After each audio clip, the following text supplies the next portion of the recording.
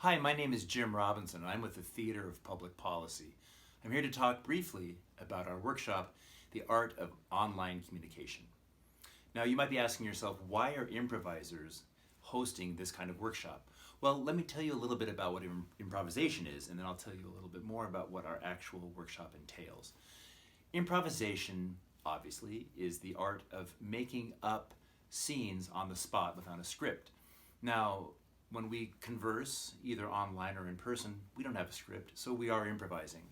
But we follow certain rules as improvisers that tend to make our communication more effective.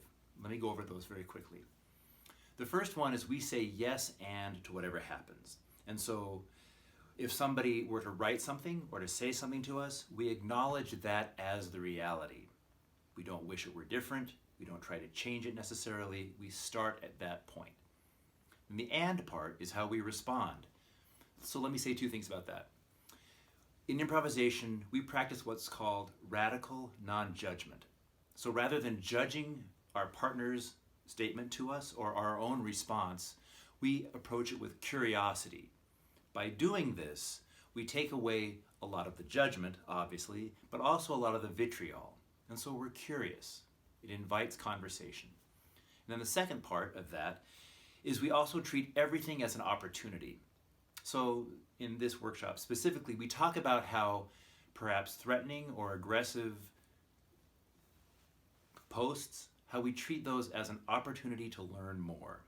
It's not that easy, but if we approach our interactions by saying yes and, by using radical non-judgment, and by seeing everything as an opportunity, we invite conversation, we listen more deeply, and we tend to have more positive interactions.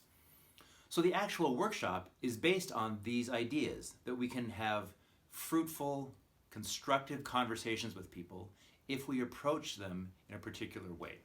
So in the workshop, what we do is we start off by talking about some of the challenges of online communication. One of the major challenges is that you don't get to use your face or your voice. You're just really stripped down to your words. And when you just have your words, you have to be very, very careful.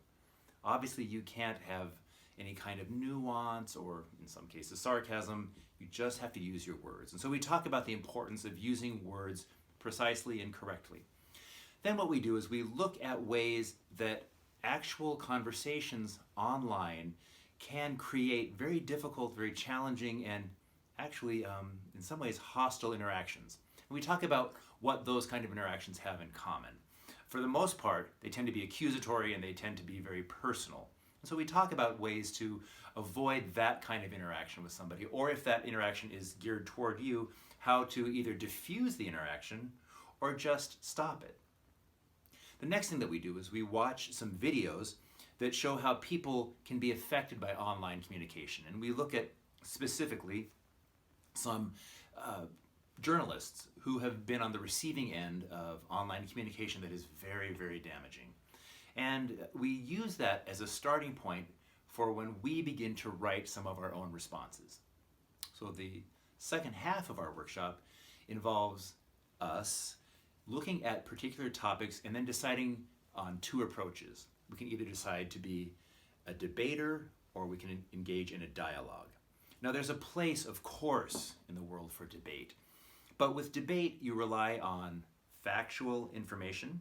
Again, that's fine. In a debate, there's a winner and a loser. And then, because there's a winner and a loser, one of your goals as a debater is to point out your opponent's weaknesses. Now, like I said, there's a point for that. There's a place for it. There's a place where that's very, very important.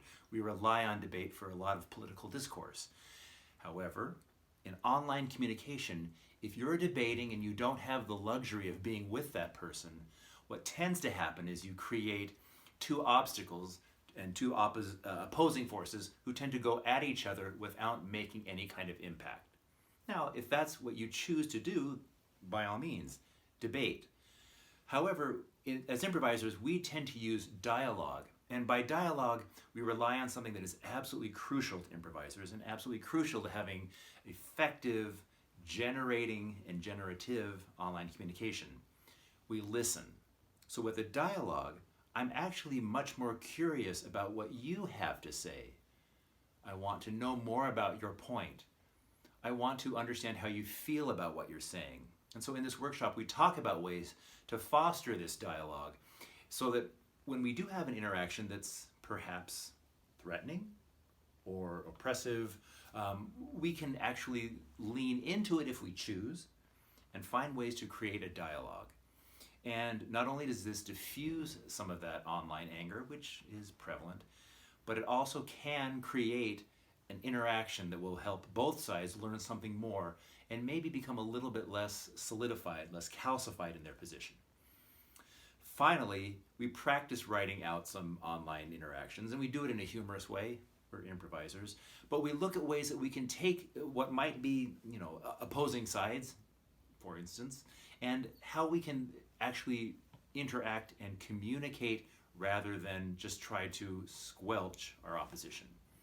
So, I hope you'll be interested in taking the Theater of Public Policy's The Art of Online Communication workshop. Again, my name is Jim Robinson, and I will see you online. Thank you.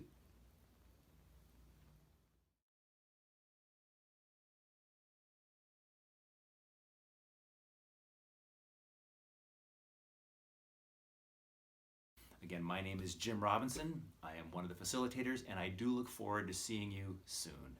Thank you. Because you just bumped it. Would you just say, you're right at 6 minutes, would you just say, so I hope you look forward to taking our work just from there to the end. I'm Jim Robinson. So I hope you look forward to taking our workshop. So I hope you look forward to taking our workshop. That's so hard to say. I know, I'm sorry. So I hope you look forward to. Or I hope you're interested in taking it. So I hope you're interested in